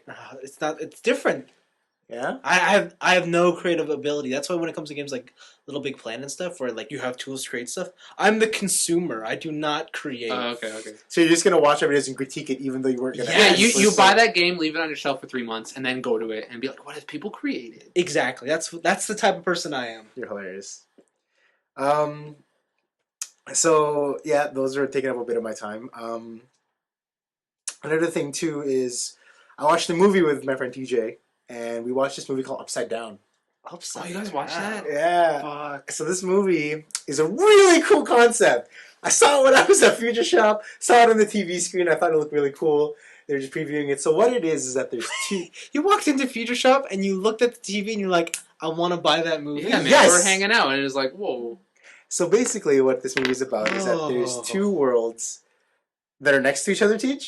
Are they rotating with each other around the same sun? Okay. And they each have their own gravity. And there's 3 rules. So any object is pulled by the gravity of the world it's from. The second thing is that the gravity of an object or the weight of an object, TJ? The gravity of an object, right, can be offset by matter from another world, the other world, so inverse matter. Mm-hmm. So if you're from world A and I'm from world B and we get together, like, I'll be lighter and you'll be heavier kind of thing, like we'll offset each other. Yeah. And if matter from world A comes in contact with world B for too long, they'll burn. Okay. So those are the three rules. Makes sense. No. But so what better way to do with two worlds that people, you can't mix? A love story between two peoples from two different worlds. I just saw the two lead actor and actress. I'm like, oh, okay, I can see where this is going. Okay, so I got in there. I'm like, this is a love story. First of all, I love love stories. Yeah. Love happy endings. Mm-hmm. Good times. Mm-hmm. What was really cool about this movie is the execution of the two worlds upside down thing, where everything is mirrored. Like, one side is super rich and one side is super not. And, he needs to put on antimatter so that he goes upside down on the other world, but he can't wear it for too long because then he'll start to burn. And just all the artistic shots. Like, there's this one awesome place that me and teacher are trying to figure out. Okay, so I'll refer to the rich area as up top. Yeah. And the poor area is down below. Okay. So this is a building down below. Yeah. But they retrofitted it, or they renovated it so that people up top can also dance and like eat within this building, but they're all upside down, so they're on the ceiling while other people are having their meal on the floor down below. Okay. And I was like, whoa, this is insane. This is so cool. So basically it's got no ceiling, but it's got 2 floors. Like, in the building? No, the ceiling is the floor of up top. But it's still a ceiling. Okay. Because it's still the top of the building. Okay, like, literally, the building was from down below. Okay. So people are dancing up top at a chandelier that's falling downwards around that. Yeah. And I'm like, oh my god, this is amazing, right? And the movie gets a little confusing sometimes because... there it is. He softens his voice because he wants to get through the bad shit. Yeah, no, seriously. It gets so weird because me and TJ cannot understand Okay, good. any of how they break all the rules. Because this guy eats stuff from the other world. Yeah. And I thought that if it comes in contact way too long, you'll burn. Shouldn't his insides be burning? Probably, apparently not. And just there's a lot of inconsistencies, but again, this is one of those movies that I really enjoyed that I just ignored all that and just loved it. Okay, because as you're talking, I'm like, this sounds too good to be true. It is too good to be true. Yeah. And I admit, when me and TJ were watching it, we were pointing out flaws left, right, and center. Okay, good. But Because I just looked this up. Metacritic is like 28%. Yeah, it's like 2%. Yeah, two stars. Rotten Tomatoes, you'll totally bash this stuff. But I was lost in it. Like, I was lost. It sounds like it had some very creative concepts. That's the thing. And you know how much I love novel stuff, right? Yeah. Go so much so that you are willing to ignore everything else. You are correctamundo. And if you give me a love story, boom, you even put the wool over my eyes. Yeah, so just for people who don't know, the lead actors are Kirsten Dunst, I don't know the guy. Jim Sturgis from Across the Universe. Oh my god, that's him? He's Jude? There you go. Ah, there you go. Yes. Yeah. And so definitely recommend this movie. Just look past all of it, just enjoy the just enjoy the style. It's honestly, it wasn't that bad. It didn't make me cringe or anything. It was super typical, but the concept was so cool that I think it makes it worth it. It sounds like this would be a concept that'd be better in an action movie. Maybe, yeah, you're right. But just, it was really good. Like, the concept was really cool. Because you talking just reminds me of that scene in Inception where Joseph Gordon-Levitt Gordon-Levitt is in the room. thing, Yeah, that's what this is. He's doing the stairs? Yeah. Yeah, I don't know. Like, give it a watch, see what you think about it, make your own decision about it. I think that you'll find something that'll please you, even if it's just the aesthetic of the movie. Okay? And, okay there, Vince? No. Back up. Whatever. Me and the crew also watched Robot Chicken DC Special. Yes? Shit was hilarious. Did you guys like it? Yeah, I'm surprised it got all the big name voice actors for it. Like who? Well, fill me in on this. Dan I don't Nathan know. Fillion for Green Lantern. Who else? You know, Lex was, what's his face? Octopus in Spider-Man 2. What? Molina? Alfred Molina. What? He was also someone else in there. I couldn't pick it out. They used, Wonder Woman, they used the DC Wonder Woman they usually use. Oh, okay, cool. I don't know, but like if you listen, you can catch them all. They're all big voice actors. Man, I'm out of this loop. Yeah. But yeah, no, this DC special, 20 minutes. Yeah. Some jokes might be lost on people if you don't know the DC characters. Yeah. But overall, they're pretty funny. I don't know. My favorite part was the funeral of the cartoons, and Green Lantern couldn't stop laughing because it's like, oh my god, that's a turtle with goggles on. I can't do it. What were your guys' favorite parts? You guys have a good favorite part? Do you guys like the Bane stuff? The Bane stuff was dark. Oh my god. So, do you guys have any favorite parts? Any moments that really stood out to you? I like the part where he's like, should I really be fighting Darkseid? Oh, yeah, It's the guy in a cat suit. Boom. Because Wildcat is he's an old boxer, and yeah, he just dresses up in a panther suit. And Darkseid is basically like a god. And he's Yeah. like, guys, should I really be fighting Darkseid? Is that really what the thing is? And then he just gets Yeah. vaporized. What about you, Vince? Do you have any? I liked it when they put Firestarter in the Firestarter. So they did this one segment called Real Characters in the DC Universe. Yeah, and it's supposed to be like a joke segment. It's supposed to be a joke segment, and they put in like this beaver who's like a chipmunk who's like Who's a lantern. little Green Lantern, Yeah. a guy who's a villain who uses a banjo, Yeah, and then they put in Firestorm, yeah. who is a mind merge between a super awesome scientist and a young college student who can create nuclear blasts, who can turn any element into another element. And You he's can like, turn lead into gold. and he's like, really? Really? I'm in this segment? And then he just gets angry. He's like, really? You put me in here? I'm actually really popular. I'm actually really popular. Yeah. Yeah, pretty funny. And the last thing in my day is, last thing in my week, sorry, I watched Magic Grand Prix Kansas City. And I'm not going to talk about the cards, but I want to talk about what happened in the finals. Okay. So I'll simplify this as best as I can. Player A running an infinite combo. So basically, if he gets all pieces of his combo, he wins. Mm. Just present the infinite combo, and they're like, can't do anything. Mm-hmm, mm-hmm. Player B was playing an underdog deck, and he got to the finals. Big thing. Hopefully, he won, kind of thing.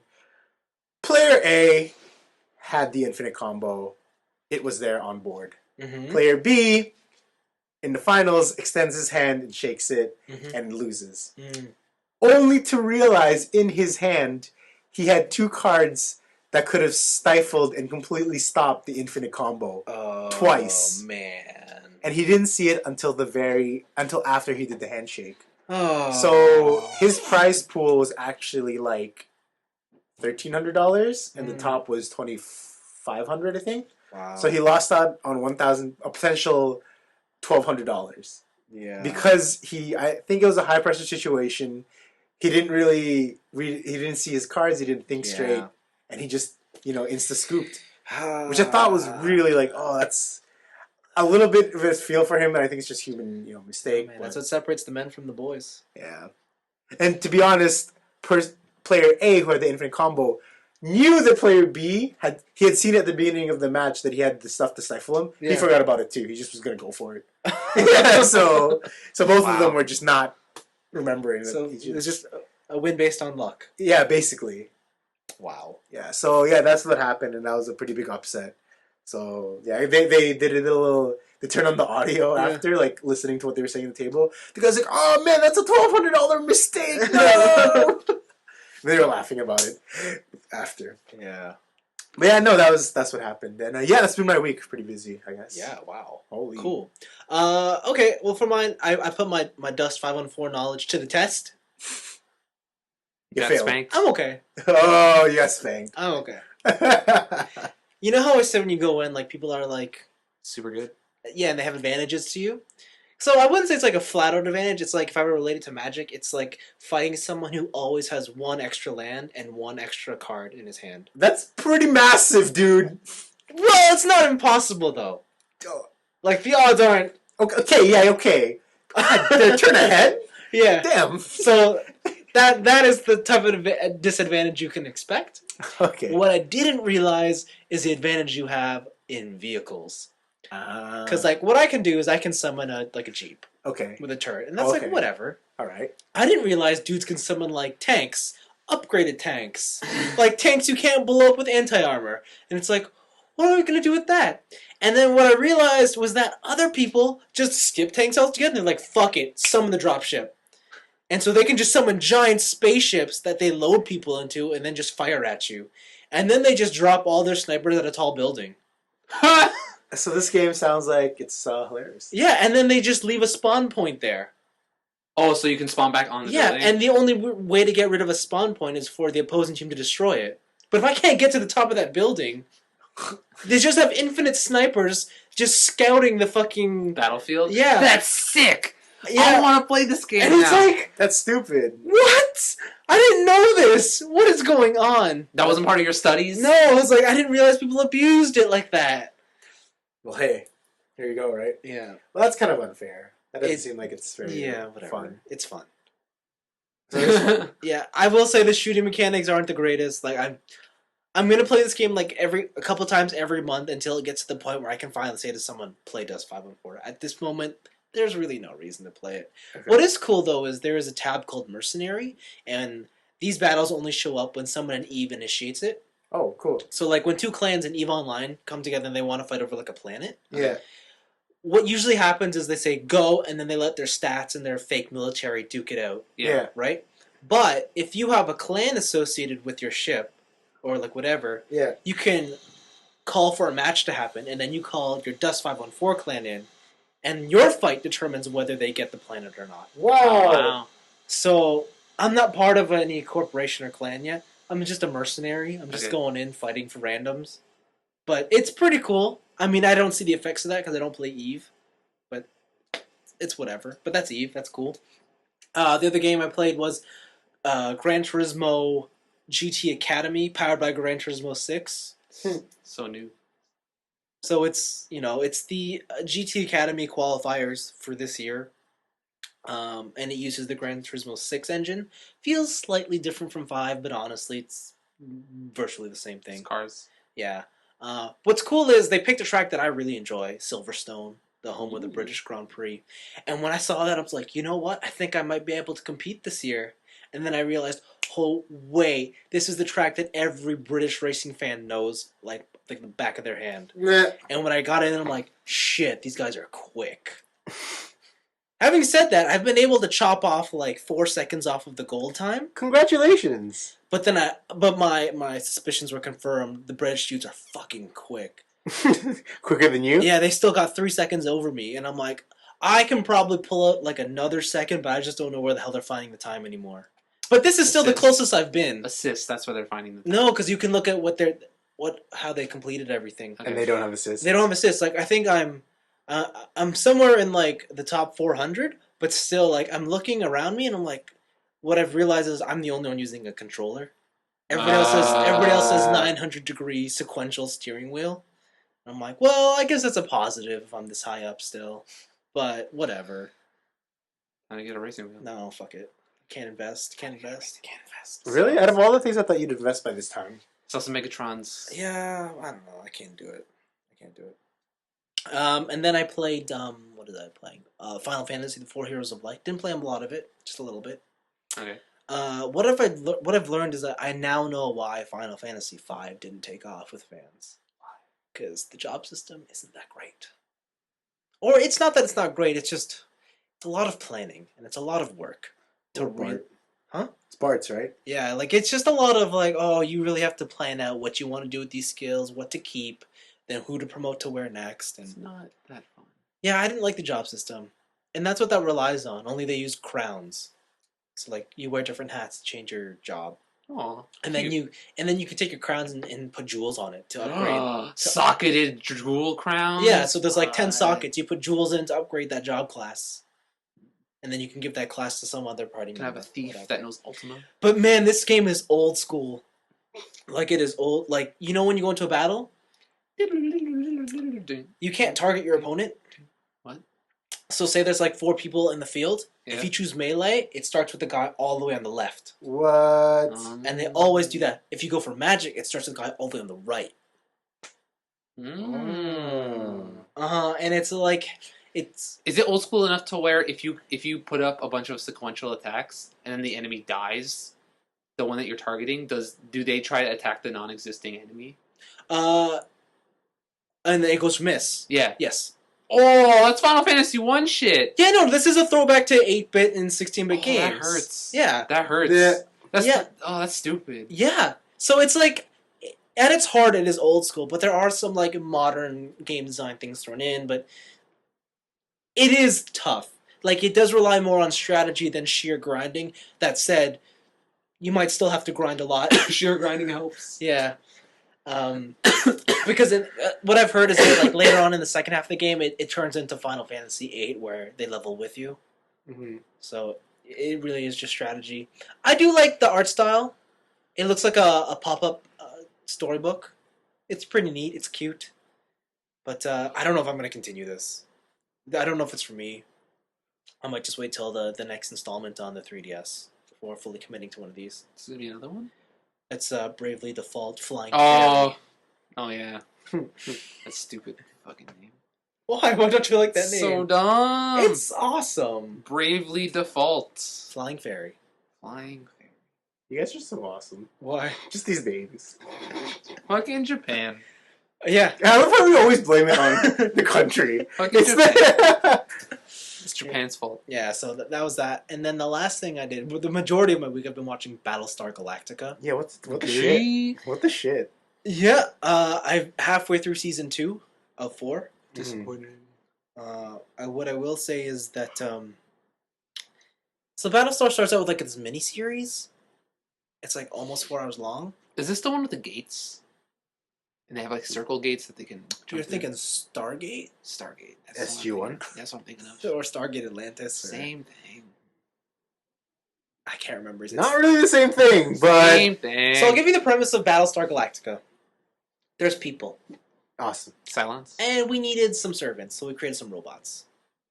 But we wanted these robots to do a little bit more than serve us. So we gave them some Sex us? AI. Gave them a little bit of AI. And that AI, they turned on us. Dun, dun, dun. They declared war, and so we fought with them for about a couple of years. And then we're like, fuck it. Cylons, we're out of here. Cylons took off, and they were never seen for 40 years. I love the Cylons. They're so awesome. They come back, and they wipe out humanity. Like, they legit come to Caprica, the world the humans live on, like, later. And they, it turns out Cylons have upgraded so far that they're now synthetics. So they're basically humans. Good for them.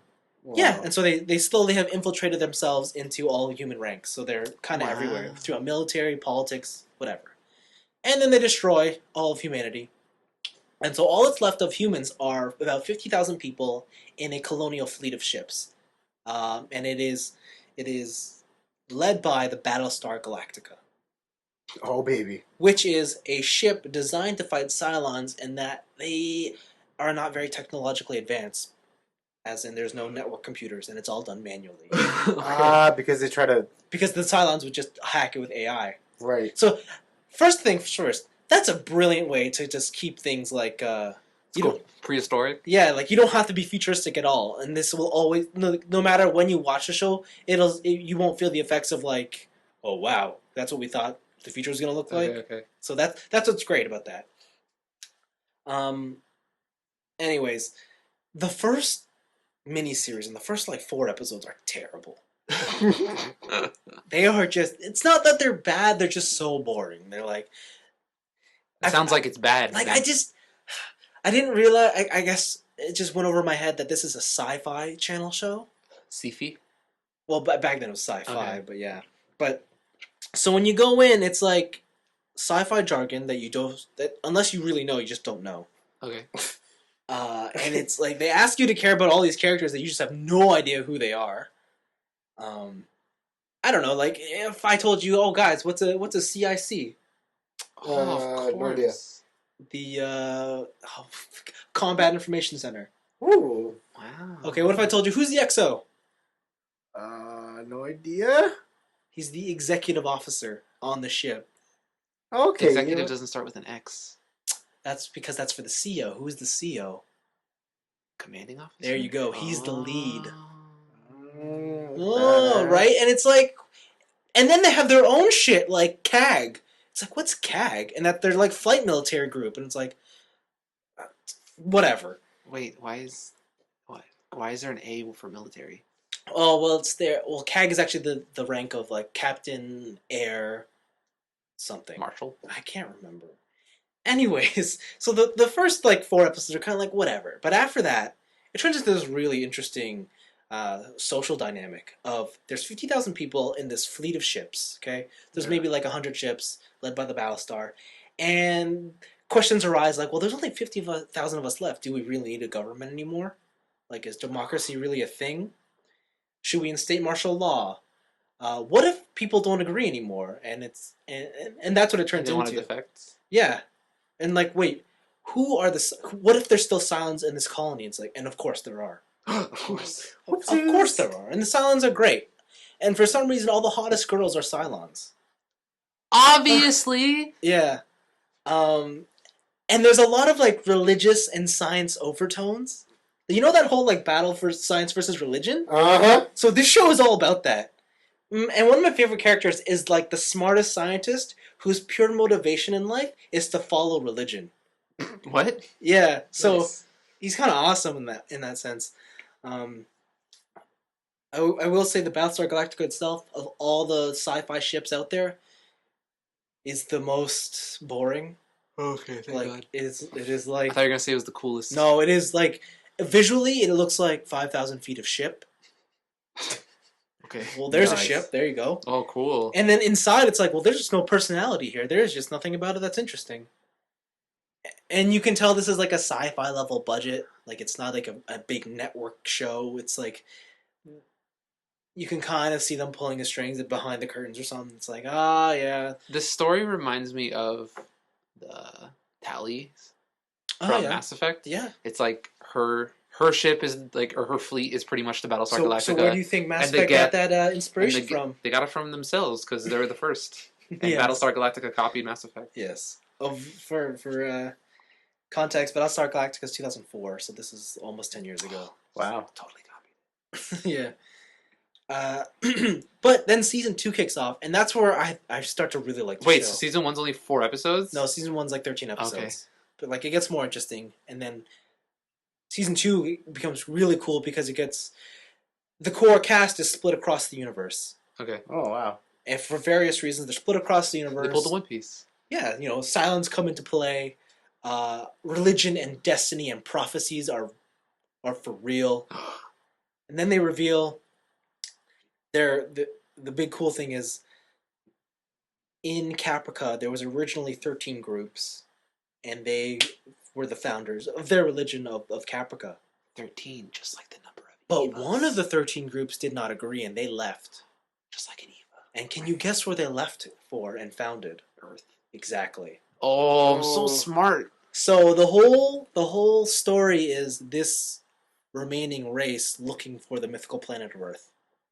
Wow. And between that, the Cylons are super religious and they believe in a god that has a plan that will wipe out humanity.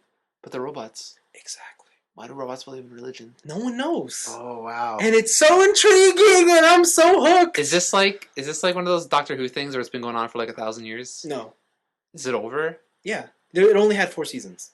Real? Yeah. How long are each season? The first season was 13 episodes and then the remaining 3 are 20 each. Oh, that's not even that bad. Yeah. Maybe I'll watch this. It's pretty cool. Like the first season, I have to say, like it is like under budget, and it's like, oh, you can tell this is like, oh, we're just barely making this work. But the minute the second season starts, it's like, oh, okay, no, we're fleshing out the world. We understand it more. We know how to create thrilling, epic shows. Okay. I think that when this came out, the only reason it didn't really pick up steam is because it got overshadowed by Lost. Because Lost also premiered 2004, and then that became the big shit. That is another show I did not watch. You should watch that, if anything. Although Lost is a bigger commitment. Smoke Monster Yeah, it's a bigger commitment, and I don't feel like the ending. and a fat guy with a hatch. Well, it's like they're in purgatory, right? Maybe it's all interpretation. It is, isn't it? Yeah, it's all interpretive. Well, I interpret they're all in a Vegas casino. Yeah. So yeah, I'm excited to continue watching Battlestar. I don't know if I'll finish by next week. Hopefully, I am. But I If you probably watch won't. 3 seasons in a week, Yeah. I'll be impressed. I have no doubt that I could do it. I just don't know if I want to do it. There was enough time in the week to do said task. Because I always do this. I just consume everything, and then I'm like, by the end of it, I'm like, I should have taken my time. That's what I did. That's my regret with Bioshock. Yeah, like I was like, I should be thinking about this, but like, no, like, it's always on now, so I'm always just going through it. Always on the internet connection. Yeah. Anyways, that's a full show. We're done. Yes, we're right. done here. Are you getting tired of these full shows? Yes. We're having a ton of full shows. Yeah, I know. We gotta stop doing shit. Yeah, we do. Yeah, you guys stop doing stuff. Yeah, guys, stop doing stuff. Stop doing shit, right? Yeah, stop having stuff to talk about. I know, it's crazy. Yeah. Well, I hope you guys enjoyed listening. Yep. And that's it. We'll see you next week. Yeah, take care of yourselves. And watch Pacific Rim.